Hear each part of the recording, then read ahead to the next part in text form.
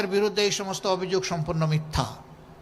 বলে হ্যাঁ, কর্মক্ষেত্রে হয়তো দিবে, কিন্তু সবাইকে কালো বোরকা পরাই দিবে। বোরকা কালো হবে না লাল হবে, সাদা হবে না বেগুনি হবে, এটা আমার দায়িত্ব না। বোরকা কাউকে জোর করে পরানো হবে না। যে মা মনের সন্তুষ্টির সাথে বোরকা পড়তে চাইবেন, পর্দা করতে চাইবেন, তিনি করবেন। আমি অন্যান্য ধর্মাবলম্বী মাদেরকে কিভাবে আমি বোরকা পরাবো? ইসলামকে আমাকে এই দায়িত্ব দিয়েছে না অধিকার দিয়েছে? কোনোটাই নাই।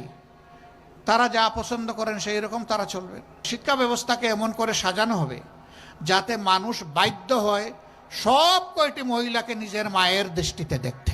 এমন শিক্ষা তোমাদের হাতে ইনশাল্লাহ তুলে দেওয়া হবে যে তোমরা একটা বেহুদা কাগজের টুকরা সার্টিফিকেট নিয়ে এই দুয়ারে ওই দুয়ারে আর দৌড়াদৌড়ি করা তোমাদের লাগবে না। তোমাদের শিক্ষার পাঠ চুকিয়ে আসার সাথে সাথে কাগজের টুকরা আর তোমাদের ন্যায্য পাওনা, তোমাদের চাকরি বা কাজ তোমাদের হাতে উঠে যাবে ইনশাআল্লাহ। প্রত্যেকটি যুবকের যুবতীর হাতকে আমরা দেশ গড়ার কারিগরের হাত হিসাবে তৈরি করতে চাই। এরকম একটা জাতি যখন তৈরি হবে ইনশাআল্লাহ, এই দেশের মানুষ আর বিশ্বে চাকরির জন্য যাবে না। যেভাবে 1757 সালের আগে বিশ্বের মানুষ এই দেশে আসতো রুজি রোজগার চাকরি করার জন্য, এই দেশটা আবার তার সেই গৌরব ফিরে পাবে ইনশাআল্লাহ।